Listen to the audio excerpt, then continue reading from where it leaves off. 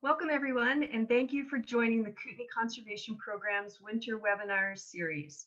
This year our webinar series focuses on biodiversity in the Kootenays. My name is Marcy Marr and I am KCP's Stewardship Coordinator and will host today's webinar. Nicole Trigg, KCP's Communication Coordinator, is also on board to ensure that our technology runs smoothly this morning. And while some people are still joining us, I'd like to talk a bit about the Kootenay Conservation Program, known as KCP.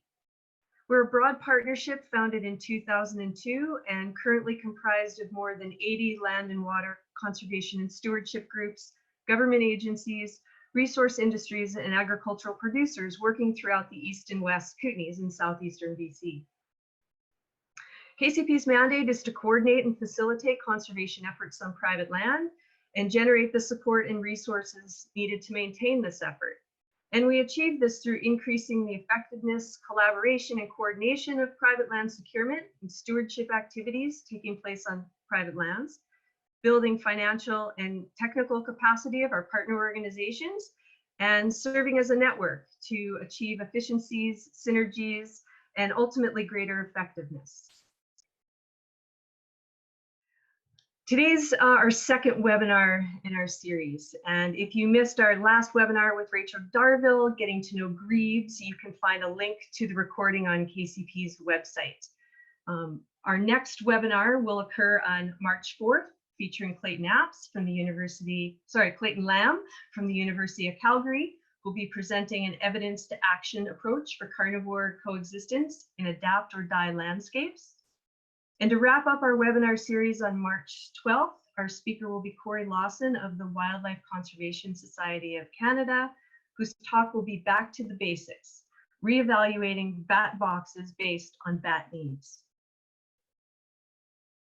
And we're always grateful to our funders and supporters of the KCP program, without whom we couldn't do these sorts of programs. I'd like to run through a bit of information about our webinar today. It'll be approximately 40 minutes with up to 15 minutes for questions and answers at the end. You are all on mute and will be for the duration of the presentation, so we don't have distracting background noises or feedback. If you're not familiar with the Zoom platform, take a moment to locate your control panel by hovering your mouse over the bottom of the screen. And if you have questions about the presentation, please click the Q&A option there at the bottom toolbar and type in a question, and we'll be doing those at the end of the presentation. If you have any technical issues, click on the chat option in the bottom, and Nicole Trigg, our communications coordinator, will be monitoring that chat. And this will be recorded, so available on our website if you want to go back and or share the link. And you can expect an email tomorrow to follow up with Valerie's contact information, a link to this recording, and a short post webinar survey, which we hope you'll take a few minutes to complete. It's always important to inform our series. So I'd now like to introduce Valerie Huff. And Valerie is a restoration botanist based in Nelson. She has a Bachelor's of Science degree in agriculture from the University of Guelph and a Restoration of Natural Systems diploma, as well as a Master's of Science degree in ecological registration from the University of Victoria.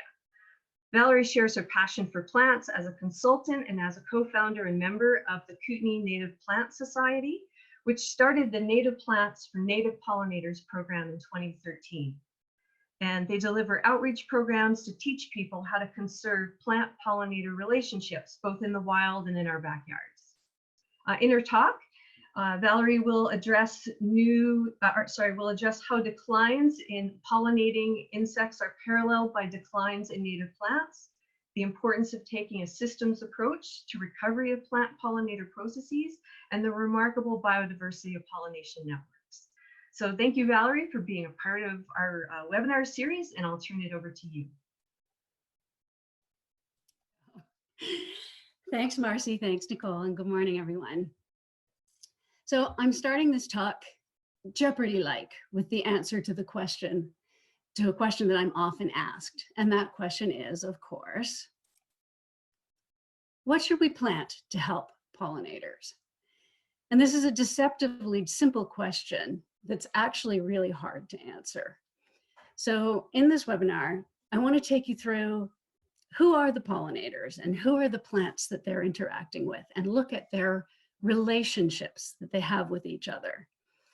And so I want to explore the network of plant and insect life that supports the meadow ecosystems and human societies. So I thought we would first start looking at a place where we have actually decent data for. Through the Juanita Terrestrial Compensation Program, there have been really good surveys done of bee biodiversity, butterfly biodiversity, and plant biodiversity in the Pend d'Oreille Valley, which loops into Canada at Nelway and then enters Juanita south of Trail. So Lincoln Best has documented the bee diversity in the Pend d'Oreille. Janice Arndt has been working with the butterflies of the Pend d'Oreille for a long time. And Evan McKenzie, myself, and a whole bunch of other people have been looking at the plants in the Pend d'Oreille. So in terms of diversity of pollinators, bees, of course, are our most important pollinators in British Columbia, but also butterflies, moths, flies, wasps, beetles, insects, and sometimes even birds can play a role in pollination. And mostly when we think about bees, we think about the honeybee, but in fact, Lincoln has documented more than 137 species of bee in the Pend d'Oreille, including 6 different families of bees. And of the 15 bumblebees that he found, 3 are at risk or of special concern. And of these bees, only the bombus have been actually assessed for rarity. So we know very little about the rest of the bees. For the butterflies, the Pend d'Oreille has been described as a butterfly biodiversity hotspot, and there's 90 butterflies, and Janice has found 9 that are at risk or of special concern. And so what are these insects feeding on? Well, we've found almost 500 different plants in the Pend d'Oreille. Many of them provide pollen and nectar to the bees and the butterflies. Others provide homes, others provide other ecosystem services. And together they form an amazing interaction network.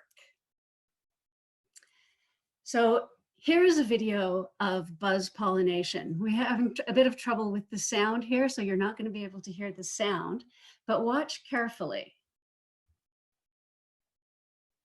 The bee crawls into the flower, turns upside down where the stigmas are, and buzzes at a high rate that you can actually hear, and the flower then releases her pollen onto the bee.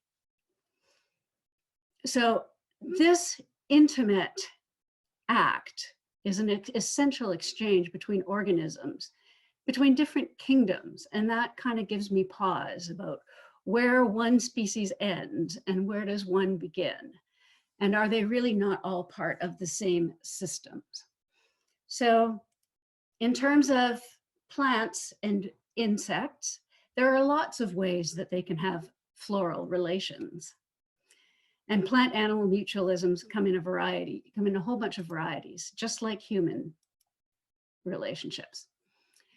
So the first relation I want to talk about is a rather monogamous kind of codependent relationship, also called reciprocal specialization. And this is where there's a plant. The specialist plant here is called death camas. Many of you may know it from the east and west Kootenays. It's found in shallow soils. It blooms for about 3 weeks in May, and it truly lives up to its name. It's poisonous to people, it's poisonous to livestock, and its nectar and pollen are even toxic to bees, including honeybees, except for one. And this is the death camas bee, which specializes on the pollen and nectar of the death camas.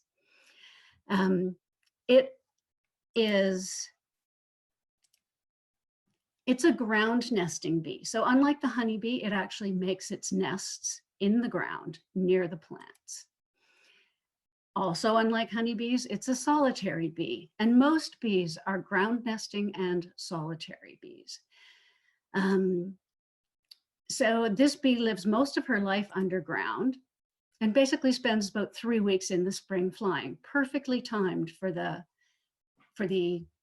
flowering of the death camas, from which she collects pollen and nectar.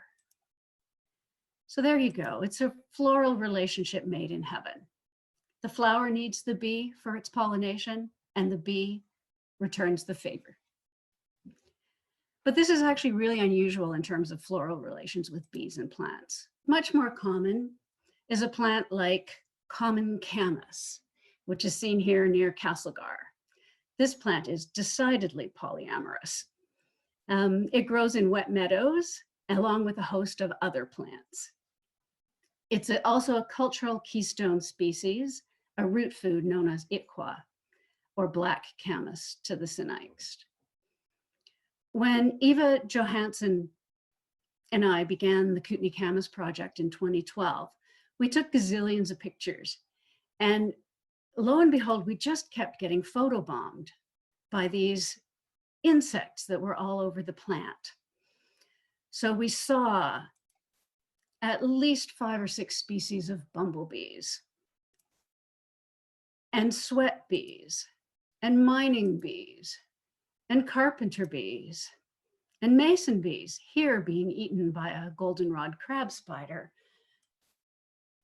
and nomada bees, and flies that look like bees, and flies, and alien flies, and butterflies, and all kinds of beetles, and a whole community of insects that visit these flowers. So the role of a pollinator magnet in a meadow system is that these aren't necessarily pollinators of camas, but they are drawn to the meadows by the abundance of nectar and pollen that the camas is putting out. And in this way, the camas helps the entire network, the entire meadow of flowers. So other flowers get pollinated because the magnet draws the pollinators in. So the ITQUA's animal magnetism extends beyond the bees to people. And this is a photo of some people who have interacted and related with camas in meadows since time immemorial, and likely supported the diversity of pollinators within those meadows at the same time. So now I want to take you to a more generalist pollinator. So this is the Western bumblebee. Gaze into the fearsome eyes of the Western bumblebee. This was once a very common bee, but in recent years it's been declining, and so now it is listed as threatened by Syilx. And one of the main causes of their decline is thought to be the spread of pathogens from commercial bumblebees. It is one of our most recognizable bees. You can see that this color morph on this sticky geranium has a white fringe at the bottom of its tail, at the bottom of its abdomen. More typical of our populations have a white fringe at the base of their tail. They're more black throughout, and then just yellow here up on the shoulder and the thorax. Here seen on chicory in Syringa Provincial Park. So unlike the death camas bee, the Western bumblebee has a life cycle more similar to a honeybee. So its queens come out first in the early spring as early as mid-March in some areas. Then the workers come out, and then at the end of the season, the males come out, and then the whole cycle starts all over again. So what are they eating throughout the year? So these are plants that I have seen the Western bumblebee visit. So it starts off early with alder, which is a wind pollinated plant, but it still provides pollen in the very early season. And then I've also seen it on willow, in our camas meadows, on silky phacelia, knapweed, milkweed, and wild licorice. And this is what's been termed a sequential mutualism, where this single pollinator, this generalist pollinator, pollinates plants early in the season, which helps sustain the plants and the bees later in the season. So again, another polyamorous species, this time a bee. Okay, and here we have another interesting floral relationship. This is kind of an interesting three-way building relationship. So here is a generalist plant. It's called Fringed loosestrife. This is on the shores of the Pend d'Oreille near Salmo. But this plant is widespread in North America. It can produce asexually by rhizomes. It can self-pollinate. And there are a number of insects that likely pollinate it. But if you look closely at the inside of the flower, it has these glistening glands. This is a plant that produces no nectar. Instead, it produces floral oils, which are harvested by one particular bee. And hopefully this video will start playing. This is the Macropus oil bee, Macropus nuda, collecting pollen and oil and packing it onto its leg here. And it then takes this oil pollen package and uses it to line its nests that are on the muddy ground where it nests, which protects the egg from flooding. And then it is also used to feed the young. Okay. But there's another layer of interconnection here. So here, meet the Macropus cuckoo bee. As far as we know, it doesn't occur in British Columbia. But until Lincoln Best looked for the Macropus bee in the Pend d'Oreille, we didn't know that the Macropus oil bee was in British Columbia either. And so here she is. Here's a young one popping her nose out of her nest. And we think that it might be possible to find the rarest of North American bees in the Pend d'Oreille. Okay, now we're on to one of my favoriteest species, all of my favoriteest species. So showy milkweed is another pollinator magnet. He's seen here with a hummingbird that's visiting it. So milkweed has a really unique pollination system where it produces lots of nectar, but it protects its pollen in these little wishbone-like packages. And if a large bee or butterfly can hook the package and reinsert it into another flower, that's when it gets pollinated. But it has to attract a lot of visitors in order for this to happen successfully. And if it happens successfully, the milkweed will produce these lovely pods, which then go on to produce seed, which then go on to reproduce the whole population.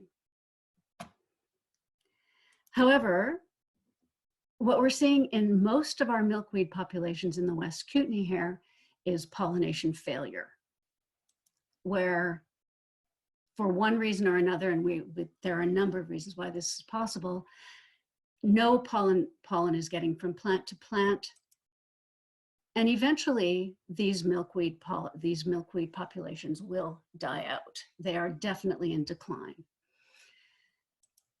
And the consequence for this is one of those, will ripple through the ecosystem. If the milkweed dies out, the monarchs will have nowhere to breed. And monarch caterpillars, as you probably know, are completely dependent on the milkweed. So it seems kind of obvious that perhaps to support the monarch, we should plant more milkweed. And that's where looking at the entire system, simple solutions might not be our best solutions. It's in fact a much more complex issue just for monarchs. So the problem is that the limiting factor for monarchs may or may not be milkweed. It's actually the lack of late season nectar plants. So we need to make sure that to support monarchs, we also plant things like goldenrods and asters. But then again, milkweed is used by at least 80 different kinds of insects and birds. And so maybe we should be just planting more milkweed anyway as part of a large system. So another piece of research that came out a couple of years ago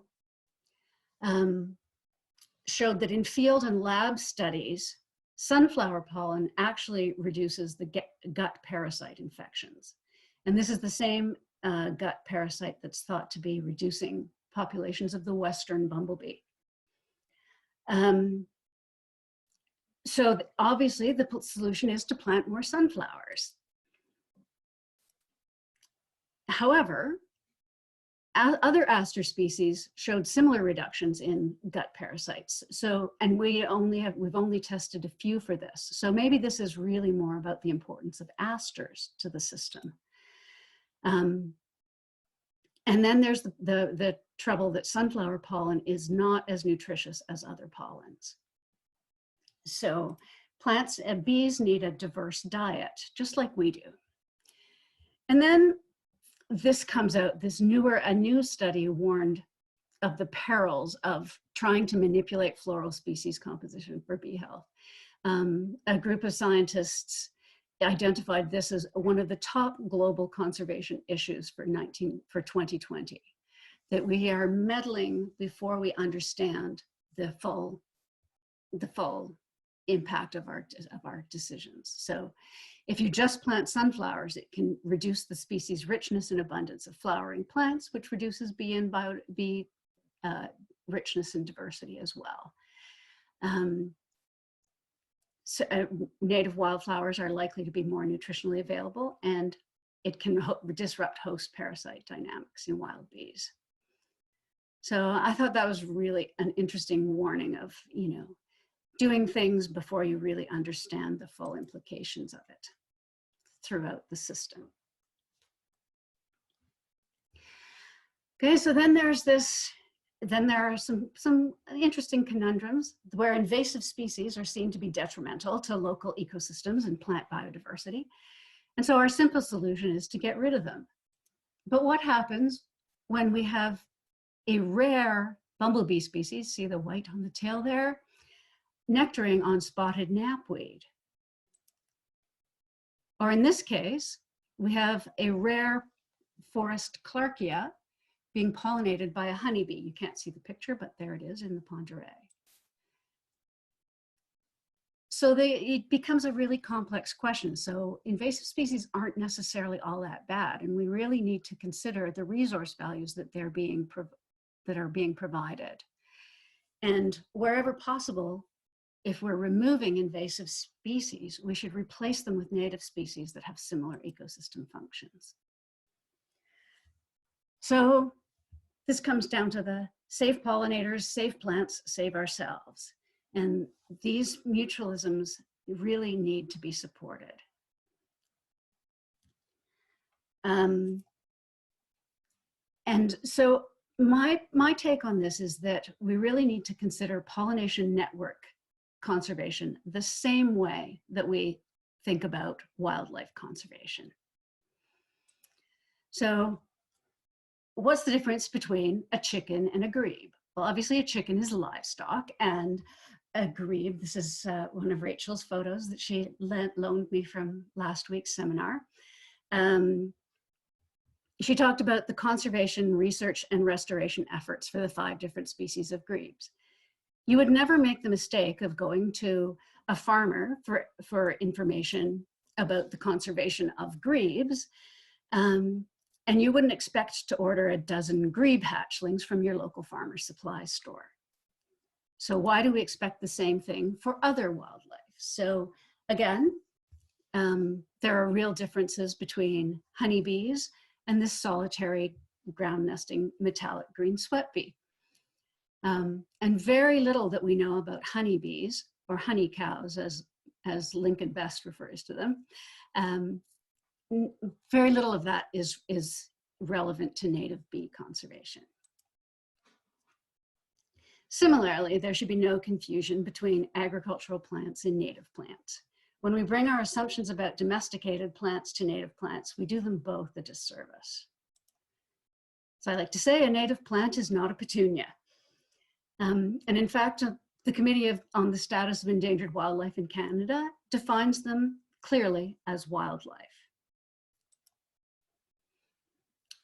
So we've been looking we've been often recommending that people plant horticultural varieties to support native bees. And very little research has been done until recently about the differential effects that they have on pollinators. The Budburst is a citizen science organization that has been doing a nativars research project. So here they've looked at how many visitors, how many pollinator visitors per minute are available on the yellow bulbed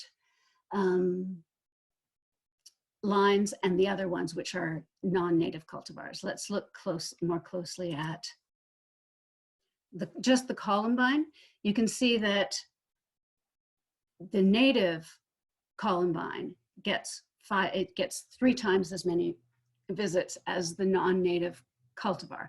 And that kind of makes sense, because it's like the bees and the flowers are co-evolved together. And when we breed them for our tastes, not for their tastes. So horticultural plants are not necessarily the same for pollinators. So then what should we plant to help pollinators? We should plant meadows. And we start this by getting to know your local wildlife. Sam Drogi likes to say, how can you save me if you don't know my name? So be a citizen scientist, get out in nature, join one of these programs. So join Bumblebee Watch or the Monarch Monitoring List. Post your findings to iNaturalist and someone will help you identify these things. Budburst Phenology Watch and the Nativars Research Program are also really fun citizen science efforts that you can take place in. And the Kootenay Native Plant Society, we've participated in all of these and trained people in these different programs. And so when you're looking at which plants to plant, you should start with the ones that are the pollinator magnets, like camas, like milkweed, like silverleaf phacelia, which is this was the most highly visited plants in Lincoln Best's studies of the Ponderay. And curly cup gumweed is also really important for pollinators.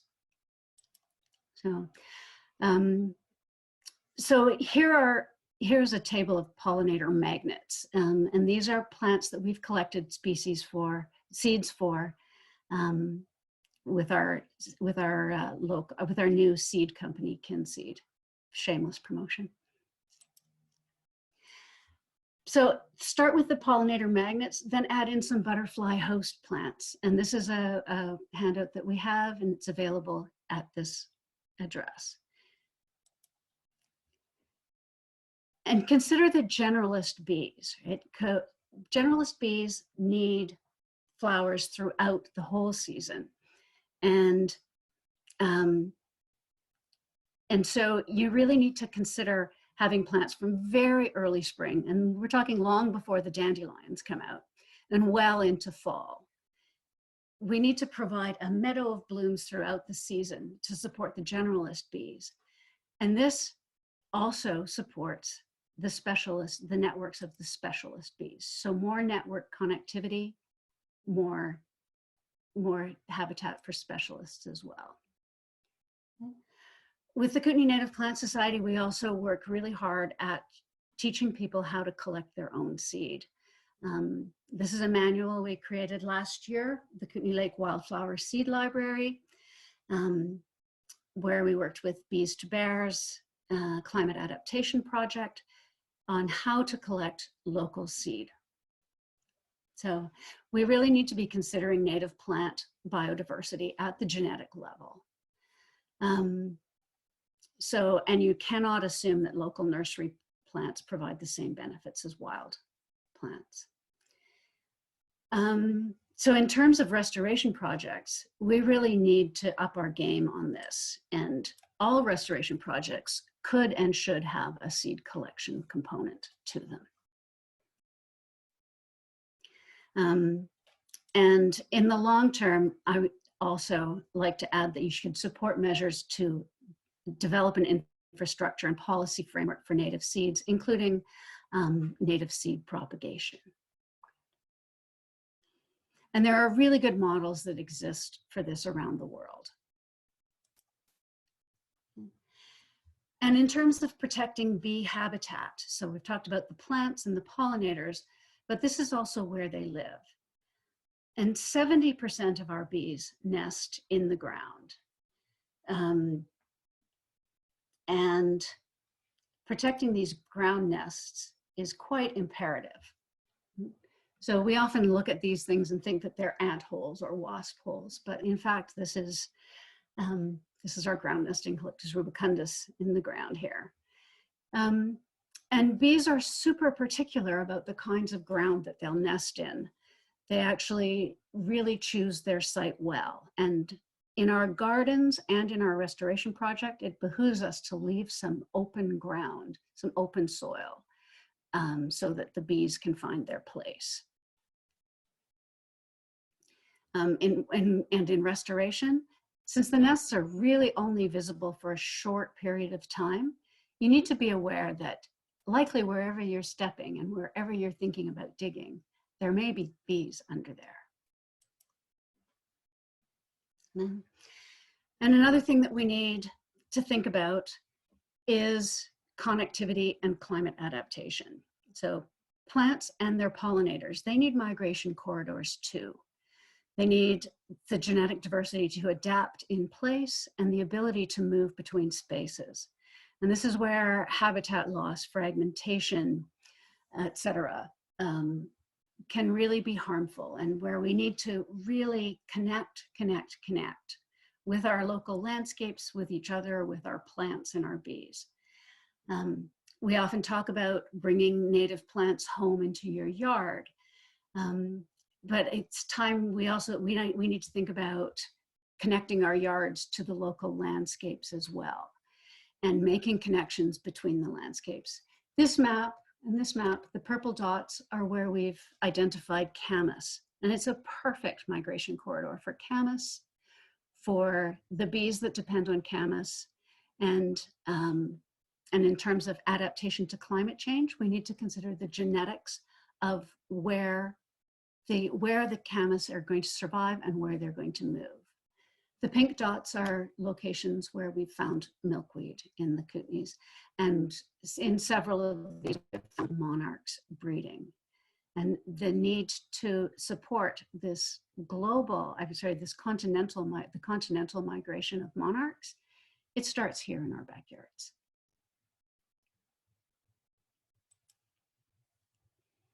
And so those are my notes for the time being. I'd like to give some thanks to our funders and partners over the years. And this is me, thank you. And I'm open for questions. Thank you so much, Valerie. That was so beautiful and so interesting. I really appreciate all that went into this presentation. I know I'm going to be watching it again, so I'm glad that KCP will have a link. I'm going to start with a couple of questions people have posted. Meanwhile, if you have a question, please post it. Is the sound or the vibration? Is it the sound or the vibration that causes the flowers to release the pollen? It's the vibration. When I was at agriculture college, we made tomato flowers release their pollen by holding tuning forks to them. And it's the vibration. Okay, another question is, what are some examples of plants we could safely replace knapweed and death camas with when they're removed from meadows? I'll take those two at a time. I'll take those separately. So knapweed is likely one of those plants that can reduce gut pathogens in bumblebees. So maybe we need to tolerate it on the landscape a little more. I also have dozens and dozens of pictures of insects using knapweed, moths, butterflies, bees, of all sorts. It was the second most visited flower in Lincoln Best's survey in the Pend Oreille. So we kind of have to think about it. So if we are going to remove it, one of the considerations that people have proposed is to remove it kind of sequentially, do it a bit at a time, so that you're not taking away the resource, the nectar resource, all at the same time. But also some of the obvious plants. So Phacelia hastata, the silverleaf Phacelia, that was the first most visited plant, and it grows in similar habitats. In other habitats, it grows where if it's a moisture habitat, then something like goldenrod or the fleabanes are also really important. Curly cup gumweed. There are plenty of alternatives to knapweed that we can reduce. So that's the knapweed question. The death camas question. Death camas is a native plant. It has its own specialist bee. It has traditional uses as a toxin for killing animals, for putting on arrow tips. We may not like it because it's poisonous, but we just shouldn't eat it. So I wouldn't advocate for removing death camas from meadows, unless it's a sheep pasture, in which case you're going to be needing to replace it with forage for sheep. So did that answer your question? The next question is, do you have any recommendations for plant community composition using native species that could be tried in our yards to promote bee health? In Kimberly, silky lupine is one of this person's favorites, and she likes your suggestion of aster. Looks like they've added some sunflowers, but not other varieties. So again, just looking for recommendations of plant community that could be planted. Yeah, so really meadow plants, and I'm in the West Kootenay, so each place will have its own special plants, and you have to look at the ecology of your lawn. So the idea that you should plant, that I would have a recommendation for there, I would go out and look at what's in nature nearby and then collect seeds from those plants. Yes. So yeah, lupins, absolutely. Early flowering things, the lomatiums are really lovely and important. Phacelia, I can't say that often enough. The picture on this on this slide here shows a different Phacelia, which is easy to grow and grows in dry places. So it depends on the ecology of your lawn, but it's really about making the ecology of your lawn work with the system that's nearby. Okay, great advice. Next question. This person is trying to get rid of tansy and is looking for what you think is a good replacement, or is tansy good for insects? Okay, so I don't know for sure if tansy is good for insects. What I've noticed, or what I haven't noticed, is a lot of bees visiting it. Unlike knapweed, I see lots of insects on knapweed, but I don't see much visitation of tansy. And tansy is a very rugged plant, so it would need to be replaced with something equally rugged. And here's where goldenrods and asters are both very competitive plants. So that's where I would lean towards goldenrods and asters. Okay, and then we have a couple of questions just looking at the overall sort of practicality of planting meadows at a large scale. And so if you've got suggestions on seed mixes that are readily available, and specifically for the central Okanagan region. Yeah, thanks. We kind of had this question in advance, so thanks for the heads up. And for this question, there are no readily available seed mixes. And this is where I go back to my think of plants as wildlife. Don't think of them as seeds that you should be able to pick up at your local farmer's supply. We do need to work really hard in this province to move towards developing a native seed industry, including the production of the seeds, including supporting the wild collection of seeds, seed increase, and planting them out. In the states, like in neighboring Washington state, they have really restricted seed zones, but they've also supported growers in growing native seeds to supply this industry. They have a policy framework that in many cases requires the use of native plants. So you get past that chicken and egg thing. It's like, well, native seed mixes are too expensive, but no one's producing them because they're too expensive to produce. We haven't developed the agronomy behind each of those native seeds. So my answer is no, there are no seed mixes available, but you can consider adding in seeds that you collect or that are collected by local places, local people. So in the Okanagan, you've got Sagebrush Nursery. They do a great job. They are doing hydro seeding using native grasses. I'm going to encourage them to incorporate some native flowers into those mixes, and something like the things that are growing happily on the roadsides will happily grow in a seed mix. Colleagues of mine in the north also did Phil and Carla Burton did a lot of seed increase trials. But they found that because there's no requirement to use the plants, the seeds, there was no incentive for farmers to grow the seeds. So their research really kind of puttered out because we aren't supporting native seeds. And one model that I look to for native seeds is what we do with forestry plants. We require people to go out and collect seeds from particular seed zones.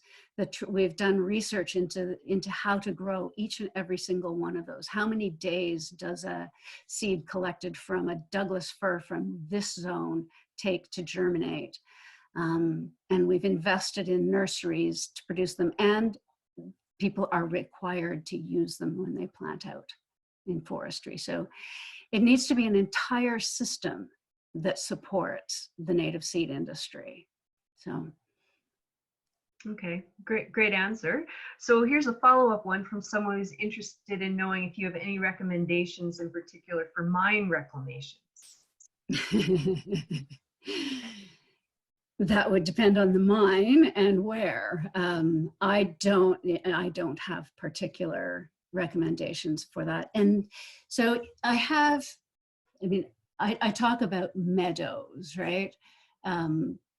Which, a real meadow is an open place with mostly grasses and flowering plants, right? But shrubs are also really important, and in terms of providing nectar and pollen to bees, but they're also easier to get your hands on, so they are more available, and they can be planted. They can be planted more easily into mine sites, and they will provide some habitat for bees. Okay, so going to natural areas like up in the alpine or subalpine, those meadows, say in the North Purcells, what plant seed might work and be readily collectible there? Oh, that's very specific. In all cases, you really need to find out what's in that particular ecosystem, and then learn about the biology of every single plant. Think of it as wildlife. It's like how would you create habitat for this particular grebe? Well, you would identify its life history, you would find out what it eats, where it sleeps, all of those sorts of things. Plants have the same kinds of requirements. So yes, I would suggest looking at what's there and collecting fairly locally, and perhaps with climate change in mind, collecting from downslope and moving things upslope. But one of the challenges with alpine restoration is that plants grow really slowly in the alpine. And so in that case, it's really important to avoid disturbance as much as possible.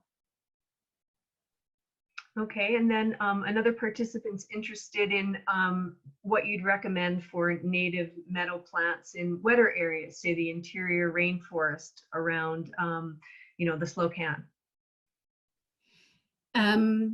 So riparian areas, as well as wetter, so yeah, it depends on where you're talking about, right? So wetter areas, again, goldenrods, there are different asters that have different tolerances for wetness. So Douglas's aster likes it quite wet. Smooth aster prefers a slightly drier site, but is also really good in slightly moist sites. Silky lupins earlier in the year, of course. I'm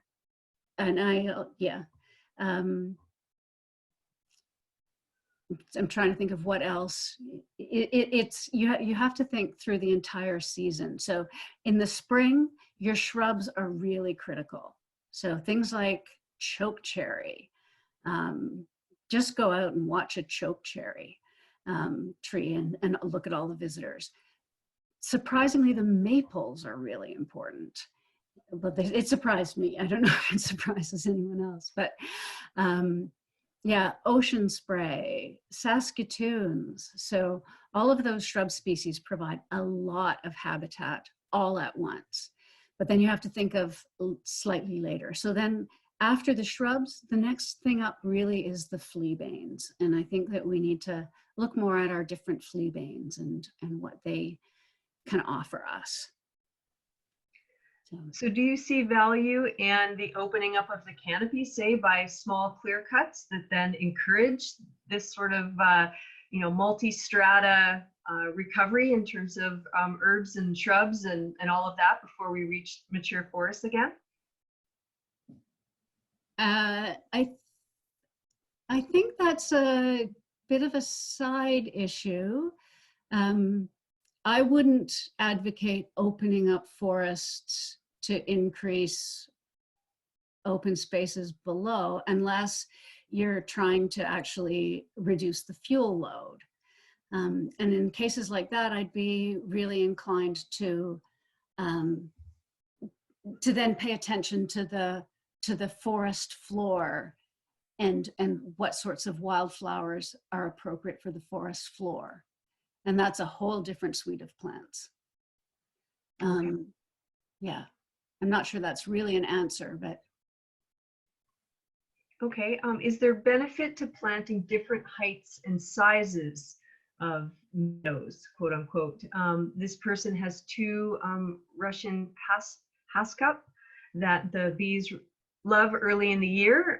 Do they benefit from shorter plants at other times? She's familiar with birds and how birds like a mix of strata, and is wondering if, if insects are looking for the same thing, especially bees. Yeah, I'm going to say probably. And so because so many of the bee and pollinator relationships are really specific and really time specific, I don't think there's one answer to that question. I think that what's really important is that at any one time, there is lots of diversity and abundance available, and that will support your diversity and abundance of plants. So yes, there will be insects that prefer the larger, taller plants. Others will prefer the ones that are right close to the ground.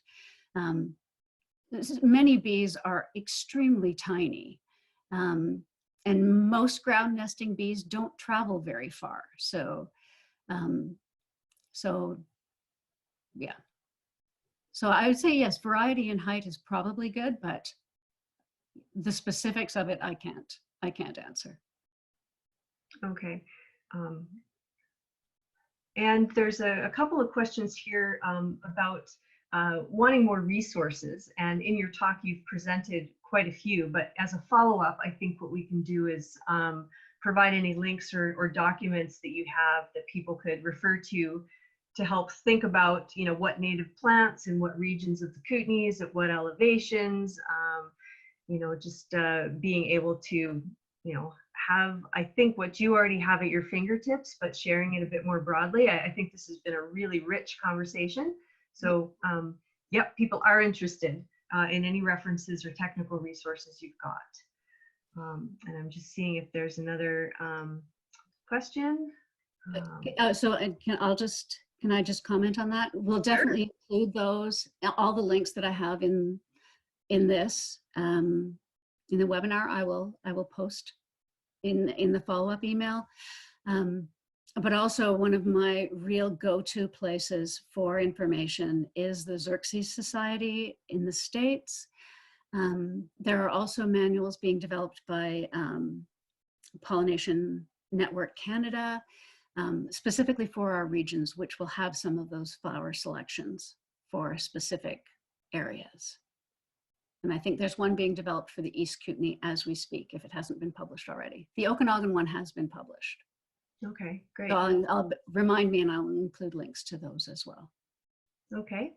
And we've got one more question that sort of brings us back to the bee and flower slide that you had, and has to do with vibration and releasing of pollen. And so how would butterflies or moths or other creatures like that get pollen to release? Or is it that there's only specific plants that require vibration to release their pollen? Yeah, buzz pollination is awesome, and we will definitely include a link to, we'll include that video so you can hear it at work, because it's really quite fascinating. So there are particular types of flowers that require buzz pollination, and they basically only release their pollen with the buzzing. And tomatoes, yeah, plants in the tomato family require buzz pollination. And that's why we have commercial bumblebees put to use, which is causing the pathogen spillover into our wild bumblebees. But yes, so